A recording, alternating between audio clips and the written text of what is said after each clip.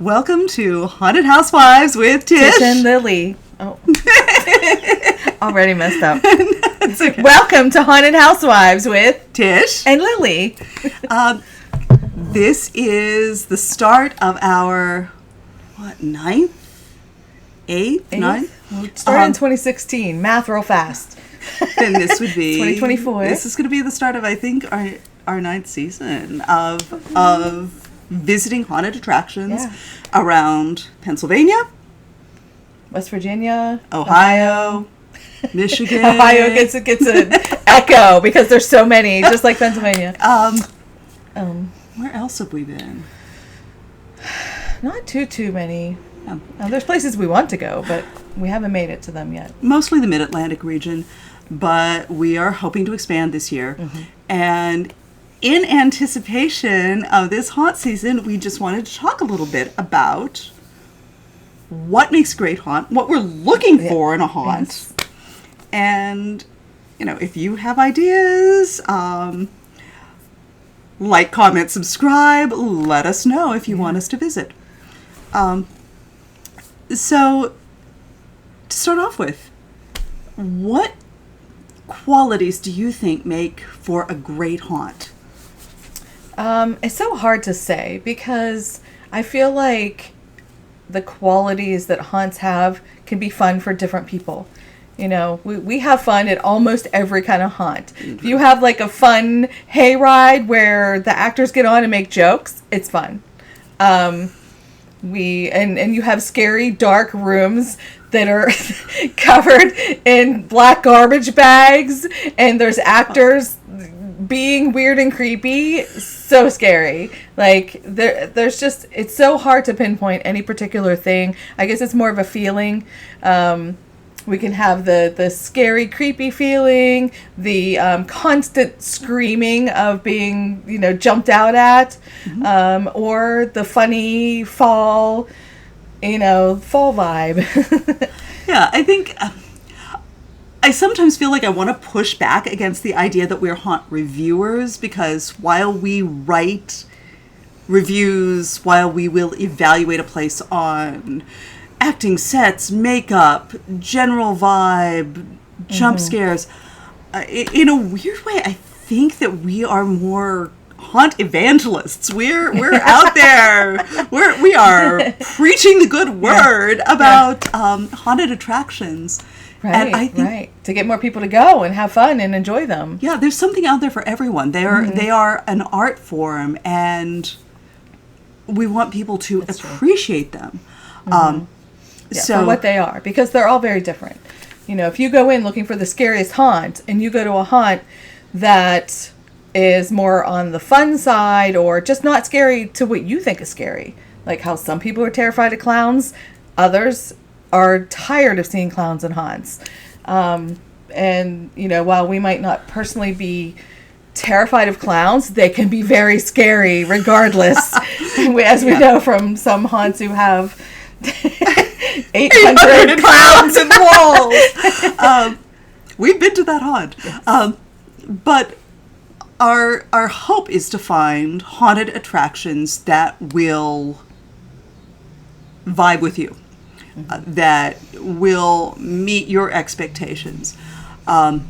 So, we're scared by different things. Yes. I don't like spiders. The creepy, and it's not even just the spiders. Sometimes it's the web or hair. I don't like hair. We are putting this all out there. So haunt owners, if you're dangling things from your ceiling, there are haunts with the hair thingies. Oh, there was somewhere, I can't remember exactly where, but I was very gaggy in that haunt. I was not feeling very well. But there's haunts that she runs through. I'm not a fan of snakes. Yeah. There's a local haunted attraction that has an entire environment that is just snakes. Popping up, jumping out, spitting at you, coming across the path. Oh, yes.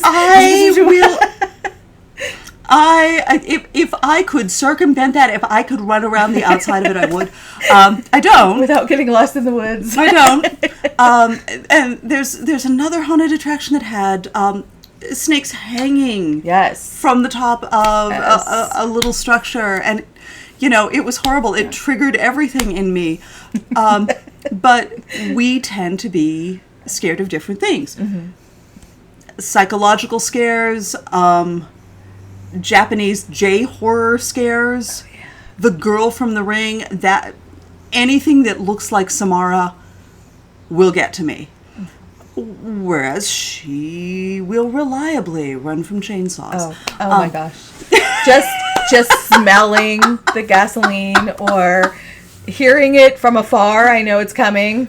Oh yeah, I'm going either direction. I don't have to go like out. I can go back in. Literally, if we're outside and she hears like a leaf blower, she's gone. She's suddenly a track star. She's no Lyle. But just because we find a particular thing scary or don't, doesn't mean you won't like that thing. Right. So I think for me, one of the things that all great haunts have in common is a vision. Yeah. It's that excitement that, they like to change things. They always have ideas for what they want to do. Yeah. It's always fun to talk to haunt owners who are so excited about their haunt and have all these ideas of what they want to do. It's going to be a good haunt. Yeah. Over the last few years, we've really been fortunate to be able to talk with a bunch of haunt owners at the end of the evening, and the places that have stood out and have been most exciting are run by people who have a clear vision of what they want to be and do. Yes. And it might be a crazy vision. Like, Yeah. in their mind, Yeah. it might be something like, I don't know if this is attainable, but these are the things we want to do. And they just keep striving towards something. I mean, and part of it, I see that in the uniqueness that some of these places bring. Like, we've seen places where there's a haunted gas station, there's a haunted drive-in, Yep. there's, we've seen haunted schools. And there's We're a all lot of the terrified same schools. thing. Yeah, right. There's also, like, depending on where it is, like the giant, like, rat heads or, things that come out that somebody's usually moving. They're in different places. I mean, one place made us run into each other, running away from it. And, other places were like, oh, that's the thing. It's usually pretty creepy, but it just depends what they do with it. Yeah. And I think that no matter how different or outrageous the vision is, if you have a clear vision of what you want to do, that's what makes a haunt memorable. It's what makes it convincing. Yep. And unique and uniquely their own. Yeah. Not trying to do what somebody else does that might be successful for them. It might not be the same for you, So, vision is important for a great haunt. What else makes a great haunt? What else stands out to you? Actors. The process, I think, depending on the place, some places really do a lot of work with their actors, whether it be the costuming, the makeup. A lot of them have acting lessons and how you do what. Yeah, there are places that we know that they have training, and they work with their actors ahead of time to make sure that they have a firm grasp on the character, that they know how to respond when people are coming through, and that they know what to say, because we can do a whole video on the things that we hear over and over again in a haunt.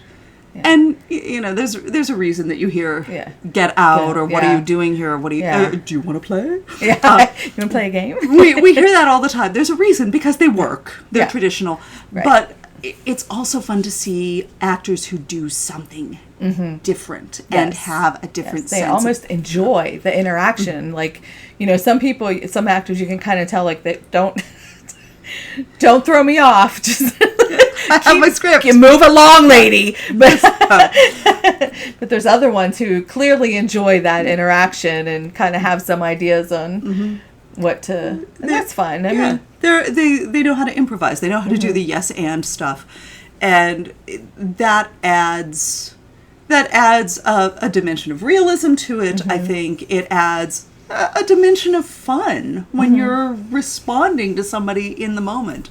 Yes. So vision, the acting, unexpected. the unexpected. Yes. Do you have any examples of something that? Not off the top of my head right now. If I came prepared. Since I put you on the spot and said, what's unexpected? I'm sure I could think of a lot of. Tish, this question is unexpected. Yes. Now I'm moments. No, okay, so when I think of unexpected, I think of there are a few haunts that we've been to that have great design, in that you will walk into a room and you can't see the path through the room clearly. You can't see the exit. Yeah. And there's a local haunt that is kind of famous for fake walls and fake floors and, ceilings that will drop. It's completely disorienting, so the environment becomes unexpected. Yeah. And it doesn't have to be that elaborate. They're very elaborate. A lot of times it's how people use props. Yeah. Because the prop is distracting you and then the actor comes out, or the actor's distracting you and the prop is right there. Right. It doesn't have to be as, technologically advanced as having a dropping wall or a moving floor. If the room is set up to say, "Oh, look over here." Yeah. And then something comes out Yes. this way. That's unexpected and fun. Yeah. And will get a scream out of us. Yeah. And just sometimes what they say, they just, some people just have the most random jokes or, things that they say that kind of throw you off. You're like, what? I feel like we could do a whole video on humor and horror and the relationship between the two. Yes. Like, I will laugh my way through a haunt. I will completely yuck my way through a haunt. And I've been made fun of by the creatures in the haunted attraction for the way I laugh. And we will ooh and ah our way through too. We will. Like, look at that. Wow. So vision, acting, unexpected. I would throw in, with the unexpected, design. Design, not just having a straight path, having a sense of disorientation. West Virginia. There are no West Virginia haunts that are make it feel like you're in a dangerous situation when you're not, when you're safe. Yeah. And also the design is part of that as well, where you have different areas and it's very clear that you went from one to another. Or where you get uncomfortably close to something. Oh yes, anything. Where you feel like you are squeezing your way through this narrow path, or there's I'm thinking of a couple of haunted attractions that have props that are very close. And or in weird places. Places. Up above us. There's not a lot up above us, but there are some. And you don't necessarily want to get close to the thing. And the design of the haunt forces you to go past it. Yeah. Or you don't know where the door is. Yeah. How do I get out of here? How do I get out? One of the central questions. 2 questions. Is anything going to touch me? And how do I get out of this place? All right. So, vision, acting, the unexpected, design. Is there anything else that you think makes for a really great haunted attraction experience? It's hard to say off the top of my head. I know it's funny to think of things that scare you as not very not expensive and not elaborate. But a lot of times for me, it's being in a very dark space where you really can't see anything. And honestly, it's worse. You feel unsettled and less safe when it's just the plastic bags or there was somewhere, and it was like weird bumpy walls, but you couldn't really see them. They were dark. Everything was dark, and we were new to this haunt. And you start thinking, do we really know these people? Like, yeah. Welcome to Hell House LLC. I mean, I love a good prop and a good environment. There are a few places that we go to year after year that have just beautiful, fully realized movie set quality environments. But sometimes, you're right, sometimes it's being in a place where there's, tarps on the walls and uneven flooring, and you feel like just about anything could happen. It feels very raw and very real. Yeah, exactly. Yeah. So we're looking forward to this season. I'm so sorry if you've just sunk thousands and thousands of dollars into props. We love that too. We love those. We love it too. Yes. But I think a lot of it comes back to, vision and design. I remember distinctly one haunted attraction we went to that we were new to, and had a sort of sensory deprivation area. The idea was you don't see what's coming. You don't know. Right. And there were a few moments where we were clutching each other's hands going, yep. Are we still here? Are we good?